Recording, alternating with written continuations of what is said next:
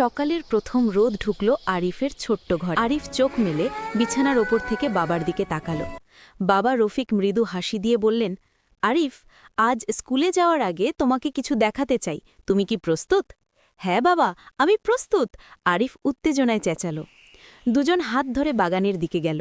বাগানে ছোট ছোট গাছগুলো হাওয়ার সঙ্গে নাচছে।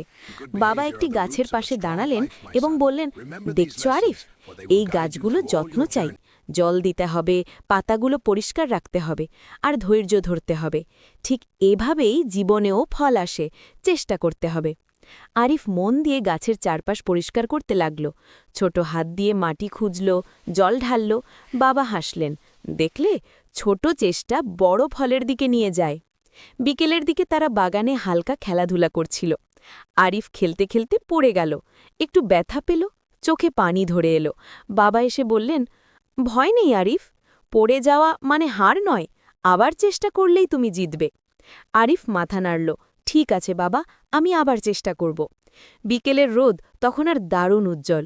বাবার ছেলে বাগানের ছায়ায় বসে গল্প করছিল।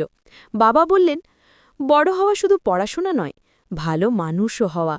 ধৈর্য, সাহস আর ভালো আচরণ, এগুলোই সত্যিকারের শিক্ষা। আরিফ চোখ চকচকে করে বলল, আমি মনে রাখব বাবা, তুমি আমার জীবনের প্রথম শিক্ষক। রাতের আলো ম্লান। আরিফ বাবার কোলের উপর মাথা রাখল। বাবা আলতো হাতে ছেলের মাথায় হাত বুলিয়ে বললেন, জীবন ছোট ছোট পদক্ষেপ দিয়ে বড় হয়, সবসময় চেষ্টা করো, ভয় পেও না, ভালো থাকো। আরিফ হেসে বলল, আমি চেষ্টা করব বাবা, তুমি থাকলে সব সহজ লাগে।